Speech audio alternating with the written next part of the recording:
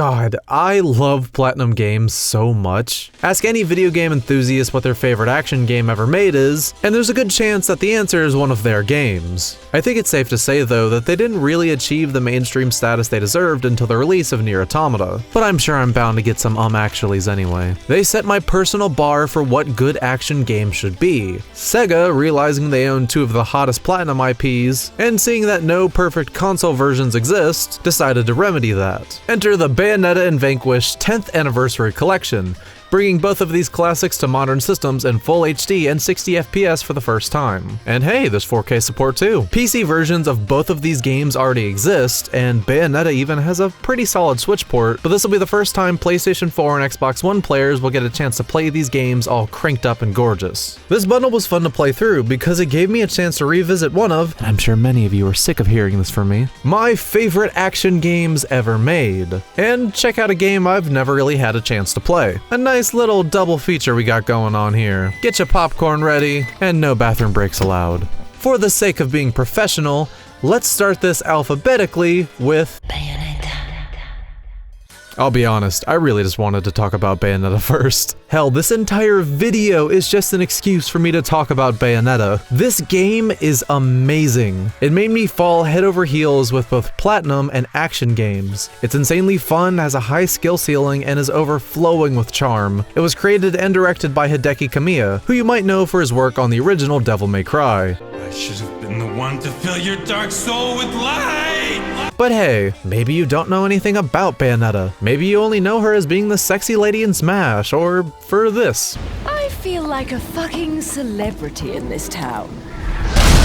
Bayonetta is about the titular Umbra Witch, who woke up from a big old nap 20 years before the game begins. She now spends her days hunting down angels from the realm of Paradiso, with no memories of her past and the only thing to her name being a mysterious object called the Eye of the World. When her informant Joe Pesci tells her that the other half of the eye is most likely in the city of Vigrid, she decides to go, kicking off the game's story. Bayonetta is not a game with a complex or deep story, but it's really not trying to be. The story is still enjoyable, not necessarily because it's well written on a thematic level or anything, but because the cast is fun and the plot serves as a good way to get Bayonetta from point A to B. Most of the story happens as she runs into recurring characters on her journey, like a wannabe dashing journalist who is low-key in love with her, and her Umbra Witch ex-girlfriend, attempting to rekindle their lost flame by constantly trying to kill her.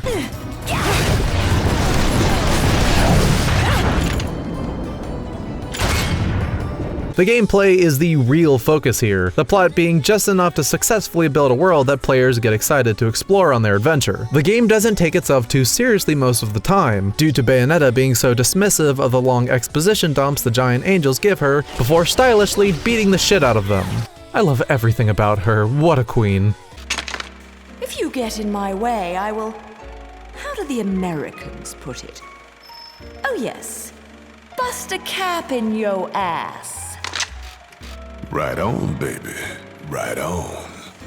Guys, believe me when I say that a combat system has never resonated with me as much as Bayonetta's has. It's the rare kind of action game where the combat lives up to how amazing the cutscenes look. I think what really makes me vibe with this game so hard is just how fluid Bayonetta moves. Attacks are fast and always do just the right amount of damage. There's a ton of potential for air juggles, combos feel natural, and dodging feels great. When you pull off a perfect dodge, you enter Witch Time, which slows down time and lets you pull off some serious damage. There's also a large amount of weapons, both guns and melee, that Bayonetta can mix and match by equipping them on her arms or legs. Your moveset can change depending on which loadout combination you pick, and you can even switch between two of them mid-combo. There are also the climaxes, which involve Bayonetta using her hair to summon demons from the deepest pits of Inferno, and having you mash buttons to finish off all your enemies in a stylish, over-the-top gorefest that I can just never get enough of. On top of this, add in a shop you can visit to buy new techniques to expand your moveset even further, and you have some of the best combat I've ever seen in an action game. I'm not even that good at the game, but every time I revisit it, I just find myself improving and learning more. I'm really just scratching the surface though. There's just so much here to play around with, and it's all so good. It's hard as hell, but in a mostly fair way that rewards players for learning from their failures and understanding the game's mechanics. Each time I died, I just wanted to go right back into it. Each time I got the Enzo statue at the end of a mission, I just wanted to replay it. so I didn't have to see his big ass fill the screen. It's game design at its finest. Now, in terms of this port, I'm not Digital Foundry with a fancy smancy frame rate graph. Seriously though, big kudos to them. I'm sure they're going to make a much better video than mine. But this right here, smooth. I played it on my PS4 Pro, and outside of some of the cutscenes that were made for 30 FPS, the game never seemed to drop below 60. Fun little fact, my first time playing Bayonetta was on PS3, which is widely considered to be the worst version of the game, since it's a 60 FPS designed game capped at 30 FPS. And sometimes it struggles to hit even that. I still walked away from it loving it to death, but it was rough to say the least. So for this version to be able to hit 4K and 60 FPS, that's amazing. The loading is also insanely better, being so fast that you don't even really have a chance to mess around with your combos in the loading screens anymore. The action never lets up, and this port never failed to deliver buttery smooth gameplay, which is good, because Bayonetta's action is perfectly paced. You're going from one crazy set piece to another, solving the occasional puzzle, and fighting amazing bosses in creative locations. The enemies are fun to fight, segments rarely overstay their welcome, and there's next to no backtracking. From the moment you start, you're in go mode until you hit those credits. But out of everything I've said, I think the reason this still towers above any other action game I've played is because of Bayonetta's finale. I won't spoil the incredible hour-long final boss, but it's the most action-packed, thrilling conclusion to a video game I've ever played. Again, God, I love Bayonetta. Replaying it has reminded me that it's easily one of my top 5 action games ever. Hell, from a gameplay perspective, probably number 1. If you haven't played this already, you really need to. Although I guess there's one thing about it I can't stand. This little shooting minigame at the end of every level. It's so frustrating. Aiming accurately is impossible because it's so hard to control, and I can never win any of the rewards because the enemies just move so goddamn fast, and good God, Platinum, please never make a shooter. Before you get mad in the comments, that was a bit. I mean, I can never actually win anything from that minigame, but that's neither here nor there. The best way I can describe Vanquish is, what if Platinum made a third-person shooter? Which seems obvious, but it's literally just that. I don't have any nostalgic ties to this, and I certainly didn't enjoy it as much as Bayonetta, but I had a lot of fun with this game. This is Platinum's take on the third-person cover shooters that dominated the industry during when this released. So it has an insanely fun, high-octane spin to it that you don't get from other games like it. It literally just feels like you took one of their action games and made it a shooter. It has all the hallmarks of what makes a fun Platinum game. A simple yet interesting story that serves some badass gameplay.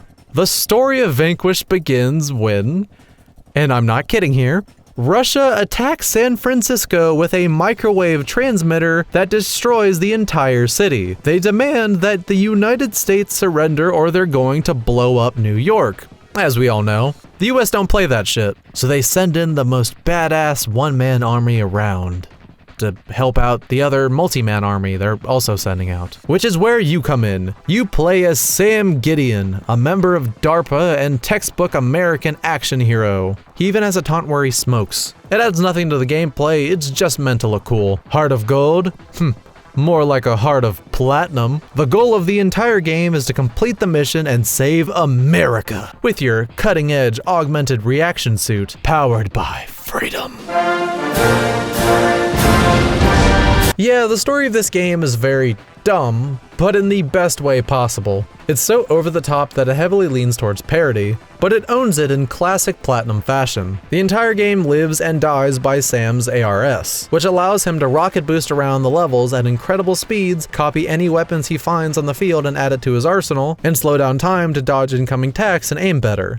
I have just explained to you what Vanquish is all about. I may not have complete adoration towards this game like I do with Bayonetta, but I really hope I'm not understating just how cool this game is. It's rather short and can be beaten in 7 or so hours, but it's also a game that's incredibly fun to replay. It can be hard to get used to, especially since you take hits as hard as you dish out, but once it started to click with me, I had a lot of fun. There are a good amount of weapon types, and ammo never really felt scarce, so things never slowed to a crawl. I think where it really excels is how it combines the rocket dashing with the slow motion aiming, letting you do some crazy stuff. Rocket dashing is great for the game's melee option, which can knock enemies away at insane speeds to inflict massive damage. It being a cover shooter kinda had me worried for the game's quality, since I'm not really a fan of those usually, but it works well here because it balances both dashing around at high speeds and recovering when you need to. The boss fights are also a great time, since they utilize the cover system in fun ways, and, of course, have some rad button mashing moments that really live up to the Platinum name.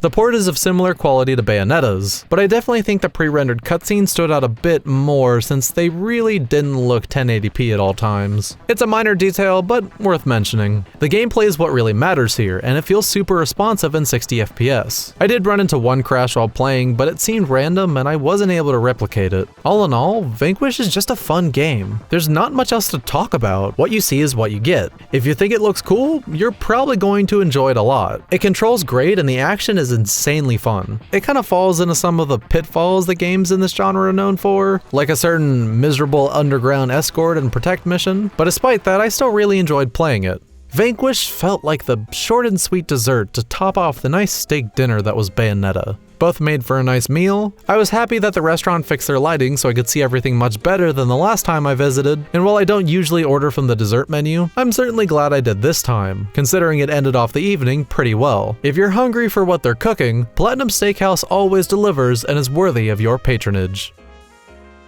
I'm food critic Cullen PhD, and I give this bundle an A. Just need to say real quick, big thanks to Sega for providing me with review copies for these games. That's it for me. Hope you all have a great one. Bye bye.